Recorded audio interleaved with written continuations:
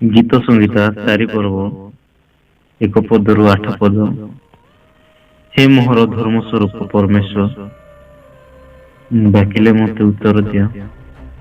संकट रे थिबा समय रे तुम्हें मते प्रशस्त स्थान देइछ। मते दया करो, मोहर प्रार्थना सुनो। हे मनुष्य संतान गण, केते काल मोहर गौरव अपमान रे परिणत हेबो। केते काल तुम्हें माने असारता को स्नेह करिवो ଓ ମିଥ୍ୟାର ଅନ୍ୱେଷଣ କରିବ। मात्र सदा प्रभु आपना पई सद्भक्त लोकକୁ पृथक କରି ରଖିଅଛନ୍ତି।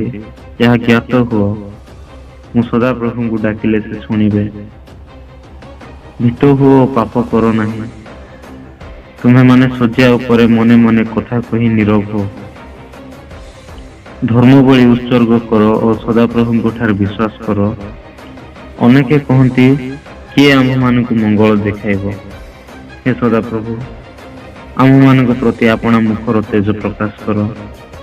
ତୁମ୍ଭେ ମୋ ଅନ୍ତଃକରଣରେ ଆନନ୍ଦ ଦେଇଅଛ। ତାହା ସେମାନଙ୍କ ଶସ୍ୟ ଓ ଦ୍ରାକ୍ଷାରସ ବୃଦ୍ଧି କାଳର ଆନନ୍ଦ ଅପେକ୍ଷା ଅଧିକ।